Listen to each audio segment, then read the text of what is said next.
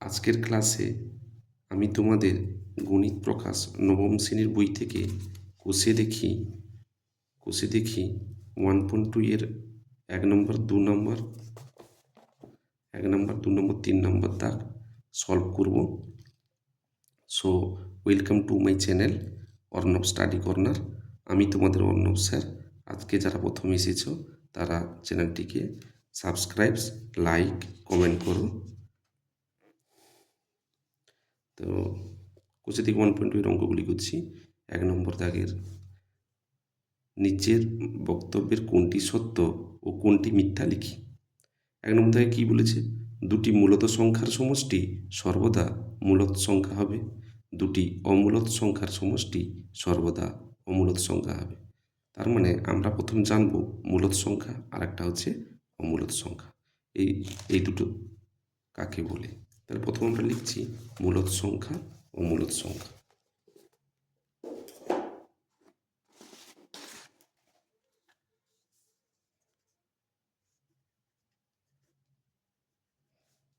মূলত সংখ্যা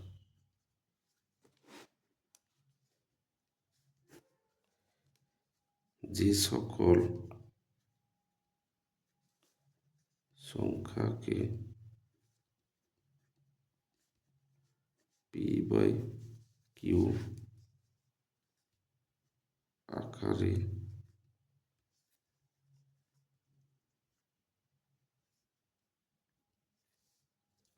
প্রকাশ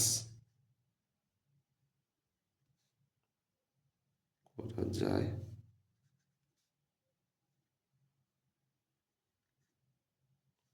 যেখানে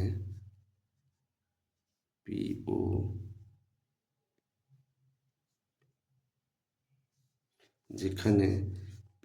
ও কিউ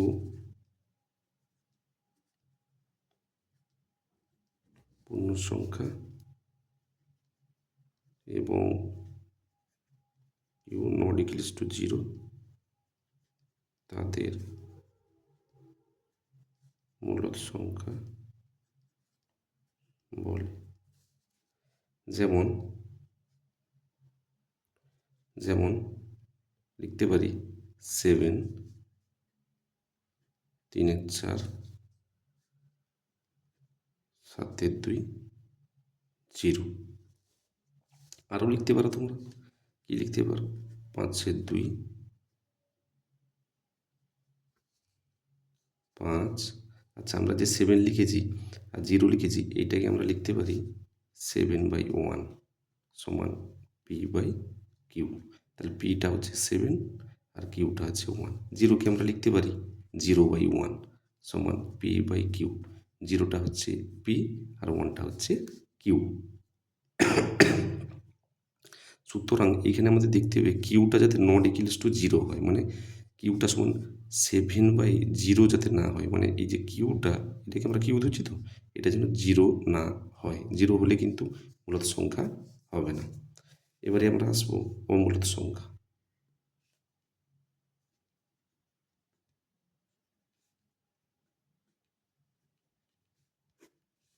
কি লিখব? যে সকল সংখ্যাকে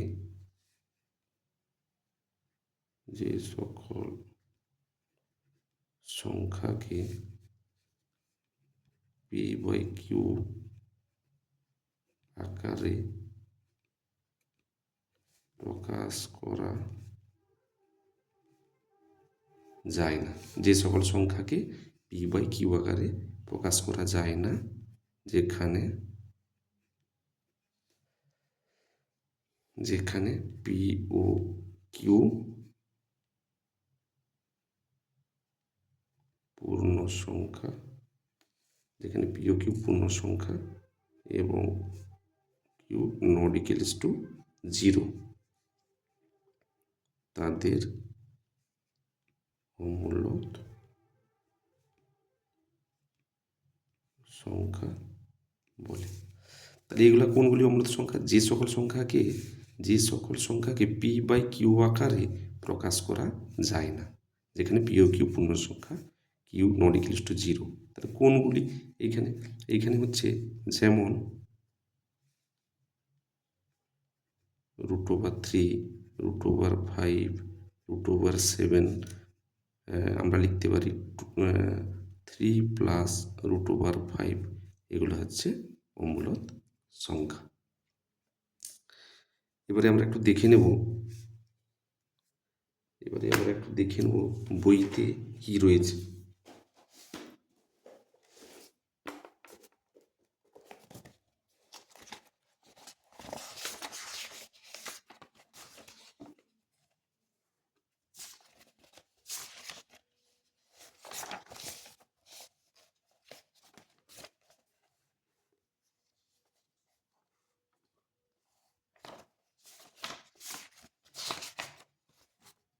মূলদ সংখ্যা, এই যে মূলদ সংখ্যা,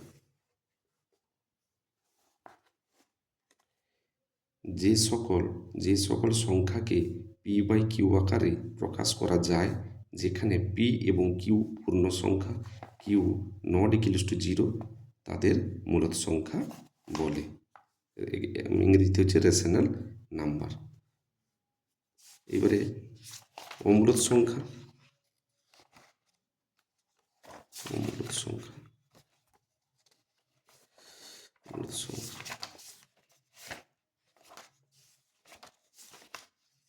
আচ্ছা, সেইটার উল্টোটা হচ্ছে অমূলদ সংখ্যা।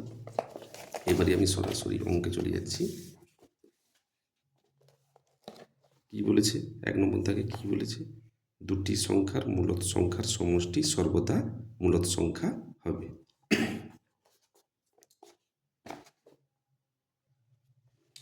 আচ্ছা, কি রয়েছে? বাকি সংখ্যাগুলি, অর্থাৎ যে সকল সংখ্যাকে p/q আকারে প্রকাশ করা যায় না, তাদেরকে আমরা কি বলবো? অমূলদ সংখ্যা। যে সকল সংখ্যাকে p/q আকারে প্রকাশ করা যাবে না, যেখানে p এবং q পূর্ণ সংখ্যা এবং q নট ইকুয়ালস টু 0, তাদেরকে কি বলা হয়? অমূলদ সংখ্যা, ইরেশনাল নাম্বার। যেমন কি √2, √3, √5, এগুলো হচ্ছে অমূলদ সংখ্যা। এবারে সরাসরি অঙ্ক চলে যাচ্ছি। কোনটি সত্য কোনটি মিথ্যা আমরা বের করব। কোনটি সত্য কোনটি মিথ্যা, কষে দেখি 1.2।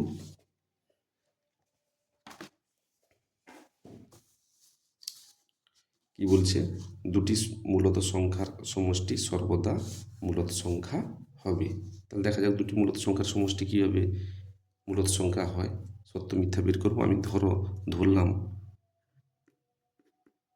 3/2 যুক্ত 5/2 সমান কি হলো? 2 2 আছে, লসাগু 2, তাহলে উপরে কি হবে? 3 + 5 সমান হচ্ছে 8/2 হয়ে গেল।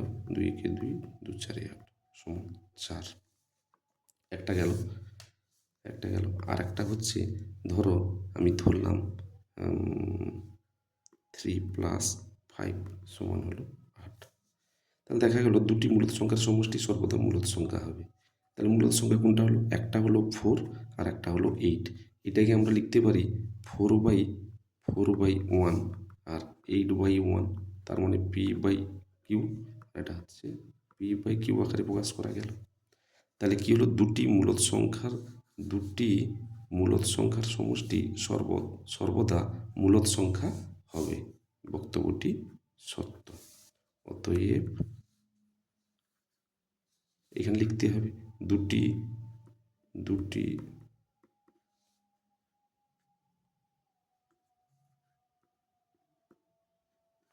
মূলদ সংখ্যার সমষ্টি সর্বদা মূলদ সংখ্যা হবে। সত্য। এরপরে আমরা কি লিখব?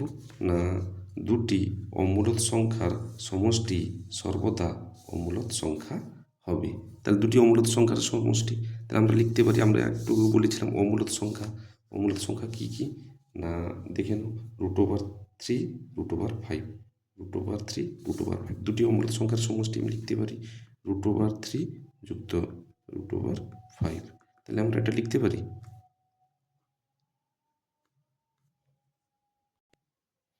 না, এটা না, এটাকে লেখা যায়, ধরো দুটি অমূলত সংখ্যার সমষ্টি, তো আমরা লিখতে পারি √5,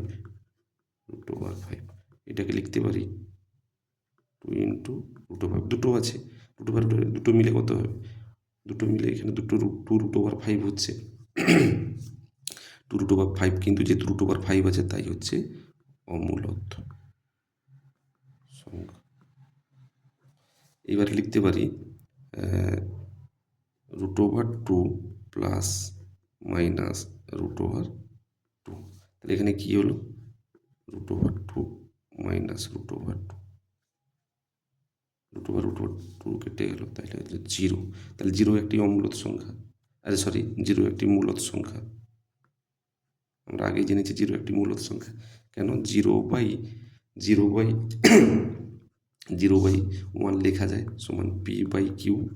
এখানে q নট ইকুয়ালস টু 0, যেহেতু 1 আছে, নট ইকুয়ালস টু 0 মানে 0 নয়, কিউটা 0 নয় 1। তাহলে কি হলো এখানে, না দুটি অমূলত সংখ্যার সমষ্টি সর্বদা অমূলত সংখ্যা হবে, কিন্তু হলো না। একটা হলো মূলত, একটা হলো অমূলত, আর একটা হচ্ছে মূলত। একটা হচ্ছে অমূলত আর একটা হচ্ছে মূলত, তাই এটা মিথ্যা। তাহলে দ্বিতীয় নম্বর দাগ এটার কি হলো, মিথ্যা।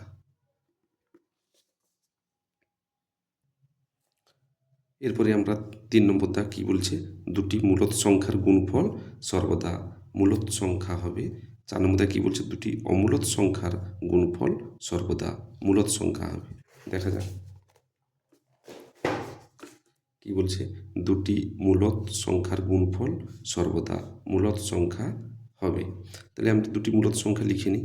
একটা হচ্ছে আমরা লিখতে পারি 3/4 গুণ 7/2 সমান কত হলো, 7×3 = 21 আর 4×2 = 8, একটা হলো।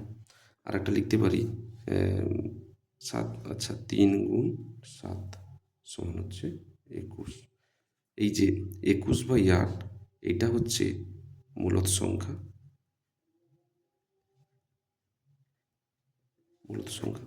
আর 7×3 = 21 এটাই হচ্ছে মূলত সংখ্যা। তাহলে ভালো করে দেখে নাও, তাহলে 3/4 গুণ 7/2 এটা হলো মূলত সংখ্যা, আর এটা হলো মূলত সংখ্যা, দুটোই মূলত সংখ্যা। তাহলে দুটি মূলত সংখ্যার গুণফল সর্বদা মূলত সংখ্যা হবে, কথাটি সত্য। এরপর চলে যাব 4 নম্বর দাগে, কি বলছে, দুটি অমূলত সংখ্যার গুণফল সর্বদা মূলত সংখ্যা হবে। কি বললাম, দুটি অমূলত সংখ্যার গুণফল সর্বদা মূলত সংখ্যা হবে। তাহলে আমরা লিখি, দুটি অমূলত সংখ্যা আমরা লিখতে পারি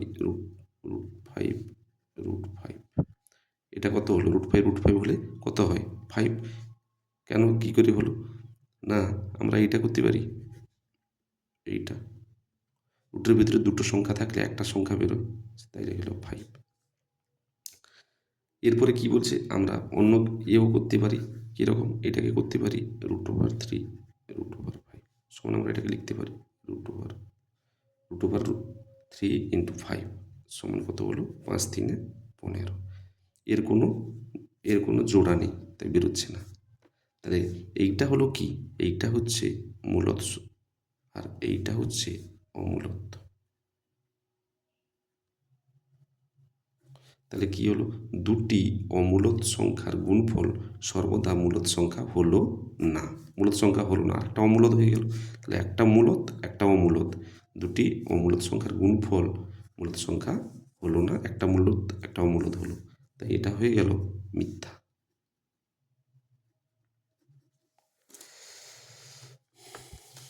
এবারে আসবো, প্রতিটি মূলত সংখ্যাই বাস্তব সংখ্যা, প্রতিটি বাস্তব সংখ্যাই অমূলত সংখ্যা। তাহলে বাস্তব সংখ্যাটাই হচ্ছে মেন জিনিস এখানে। তাহলে আমরা লিখতে পারি, বা আমরা জানি, বাস্তব সংখ্যা এটা যেটা হচ্ছে, এটাকে আমরা দুভাগে ভাগ করা যায়। একটা হচ্ছে মূলত সংখ্যা, আর একটা হচ্ছে অমূলত সংখ্যা। তাহলে বাস্তব সংখ্যা একটা হচ্ছে মূলত সংখ্যা, আর একটা হচ্ছে অমূলত সংখ্যা। এবারে কোশ্চেনে এসো, প্রতিটি মূলদ সংখ্যাই বাস্তব সংখ্যা, প্রতিটি মূলদ সংখ্যাই বাস্তব সংখ্যা, প্রতিটি মূলদ সংখ্যাই বাস্তব সংখ্যা। ঠিক, প্রতিটি মূলদ সংখ্যা বাস্তব সংখ্যা, বাস্তব সংখ্যার মধ্যেই মূলদ সংখ্যা রয়েছে, বাস্তব সংখ্যার মধ্যে মূলদ সংখ্যা রয়েছে, তাই না? তাহলে এটা হলো সত্য। এবারে এসো, প্রতিটি বাস্তব সংখ্যাই, প্রতিটি বাস্তব সংখ্যাই অমূলদ সংখ্যা, প্রতিটি বাস্তব সংখ্যাই কি অমূলদ সংখ্যা?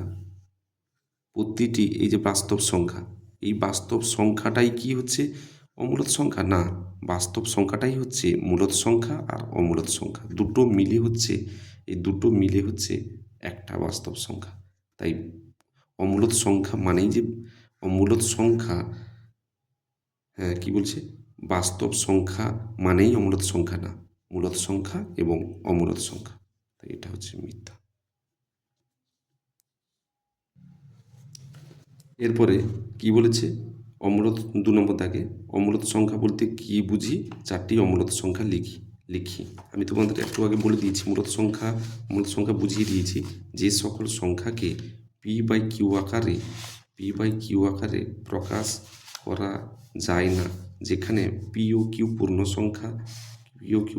সংখ্যা এবং কিউ নট ইকুয়ালস টু 0, তাদেরকে অমূলদ সংখ্যা বলে। কি কি না, যেমন লিখেছি √3, √5, √7, 3 + √5, তোমরা আরও লিখতে পারো, √2, 5 + √7, 2√5, এগুলো লিখতে পারো, এগুলো হচ্ছে ইত্যাদি, এগুলো হচ্ছে অমূলদ সংখ্যা। তাহলে 2 নম্বর দাগে একটা হয়ে গেল অমূলদ সংখ্যা। এরপরে আসছি নেক্সট 3 নম্বর দাগে, নিচের সংখ্যাগুলির মধ্যে কোনটি মূলদ সংখ্যা, কোনটি অমূলদ সংখ্যা। তাহলে আমরা প্রথম আসছি, পরপর করে যাচ্ছি 1 নম্বর, 2 নম্বর, 3 নম্বর করে। তাহলে প্রথম রয়েছে √9, প্রথম রয়েছে 3 নম্বর দাগের 1 √9। এটাকে আমরা লিখতে পারি, এটাকে আমরা প্রথম ভাঙি, 9কে 3 3 9, তাহলে আমরা লিখতে পারি 3√3 সমান, দুটো রয়েছে, জোড়া যদি থাকে, রুটের ভিতরে যদি জোড়া থাকে তাহলে একটা বেরোবে, তাহলে 3টা কি না, একটা হচ্ছে মূলদ সংখ্যা। কেন না, আমরা 3টাকে লিখতে পারি, 3/1 সমান p/q, কিউটা 1, 0 নয়, তাই এটা একটা মূলদ সংখ্যা, তাই এটা একটা মূলদ সংখ্যা। অতএব আমরা লিখব, এখানে লিখব, অতএব √9 হল মূলদ সংখ্যা। 2 নম্বর দাগে কি রয়েছে, 2 নম্বর দাগে রয়েছে √225, এটাকে আমরা কি করব, প্রথম আমরা একে উৎপাদক করব 225, তাহলে এ করো 5 আছে, 5 দিয়ে যাবে, 5 4 20, 2 বেশি হলো, 5 4 20, 5 5 25, 5 9 45, 3 3 9, এটাকে আমরা লিখি সমান, যা যা পেয়েছি তা লিখি 5 5 গুণ 3 গুণ 3, তাহলে দেখে নাও এর জোড়া রয়েছে, এর জোড়া রয়েছে, তাহলে রুটের ভিতরে কী কী বেরোবে, 5 ইন্টু 3, তাহলে 5 3 15, তাহলে এটা কি হলো, এটাও মূলদ সংখ্যা হলো, এটাও মূলদ সংখ্যা হলো। কেন না, আমরা একে 15/1 লিখতে পারি সমান p/q, কিউটা সমান 1, কিউ সমান 1, কিউ নট ইকুয়ালস টু 0 হয়ে যাচ্ছে, তাই এটা মূলদ সংখ্যা। এরপরে আসবো 3 নম্বর দাগে, কি রয়েছে না, কি রয়েছে না, √7, এটার কোনো জোড়া নেই, একা পড়ে আছে, এটার কোনো জোড়া নেই, তাই এটা হচ্ছে অমূলদ সংখ্যা। কেন আমি অমূলদ সংখ্যা, কেননা আমি বলেছিলাম তোমাদের √2, √3, √5, √7 এগুলো হচ্ছে অমূলদ সংখ্যা। 4 নম্বর দাগে যাই, 4 নম্বর দাগে কি বলছে, √50, এটাকে আমরা করি 2 ভেঙে 5 দিয়ে দিই, 5 দশে 50, 5 দুনে 10, লিখে নাও। তাহলে কী পেলাম?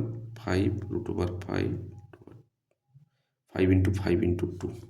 দেখো এর জোড়া রয়েছে, তাহলে যার জোড়া থাকবে সে বাইরে বেরোবে, যার থাকবে না সে ভিতরে থেকে যাবে। এইটা থেকে গেল।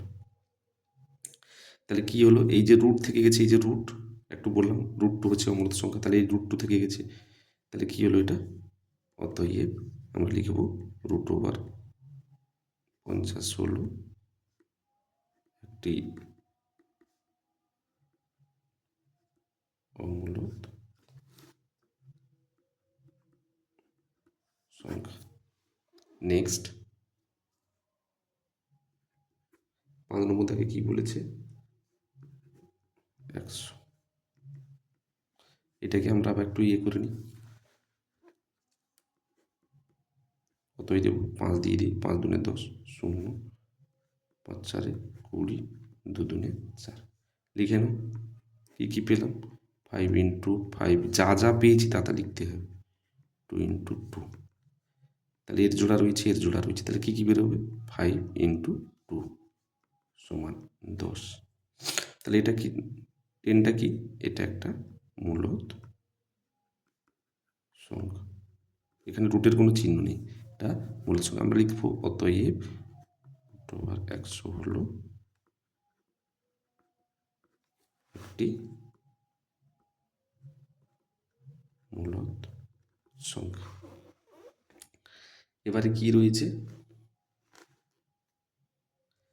6-এ কি রয়েছে? 6-এ রয়েছে -√81। এটাকে আমরা কি করব? -√81কে মাইনাসটা থাক, আমরা এটা ভেঙে নিই, তাহলে কত হবে? 3, 3 দুনে 6, 3 7 21, 3 9 27, 3 3 9। তাহলে আমরা লিখতে পারি √-21কে আমরা লিখতে পারি মাইনাস থাক না, রুট দিলাম, যা যা পেলাম 1 2 3 4, 1 2 3 4, 4টা 3 পেয়েছি। তাহলে আমরা কী পাবো? এর জোড়া রয়েছে, তাহলে আমরা কী পাবো? মাইনাসটা মাইনাস থাকবে, তাহলে 3 ইন্টু 3 সমান কী পেলাম? -9। এটা কি? 9টা কি? 9টা একটা মূলত সংখ্যা হয়ে গেল। কেন 9টা মূলত সংখ্যা? আমরা এখানে লিখতে পারি -9 ডিভাইডেড বাই 1, তাহলে 1 রয়েছে, সমান p/q আকারে লেখা যাচ্ছে, কিউটা 1 রয়েছে, তাই এটা হচ্ছে মূলত সংখ্যা। তাহলে অতএব -√81 হলো একটি মূলত সংখ্যা।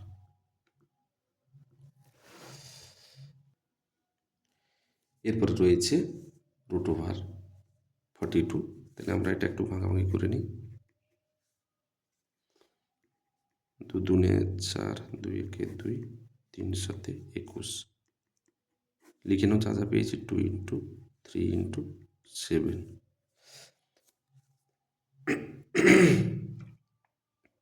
দেখো এর কোনো জোড়া নেই, 2 ইন্টু 2, 3 ইন্টু 3, 7 ইন্টু 7, এর কোনো জোড়া নেই, তাহলে যা আছে তাই, যা আছে সেটাই পড়ে আছে। তাহলে √42 হলো একটি অমূলত সংখ্যা। এরপরে কি রয়েছে? 8 নম্বর কি হয়েছে? √29।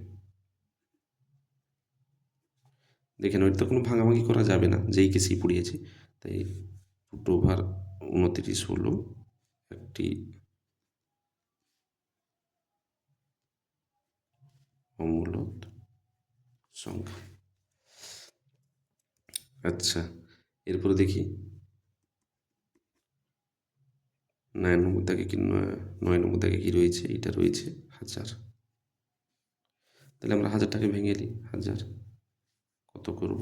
5 দুনে 10, 5 4 20, 5 8 40, 2 4 8 হয়েছে, লিখে নাও। মাইনাস এইটা দিয়ে কী কী পেয়েছি? 3টা 5, 5 into 5 into 5, 2 into 2 into 2 minus, তাহলে কী পেয়ে গেলাম? দুটো 5 পেয়েছি, দুটো 2, তাহলে 5 ইন্টু 2 কী পেলাম না?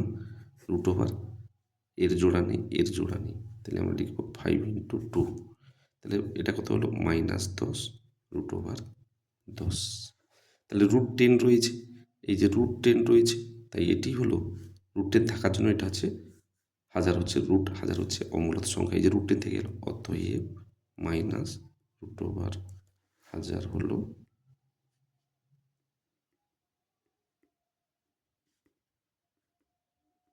অমূলত সংখ্যা। আচ্ছা, এক্সট্রা একটু দিয়ে দিই,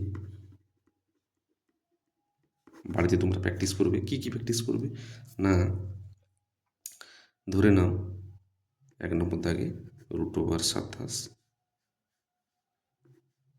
√27 মূলত না অমূলত,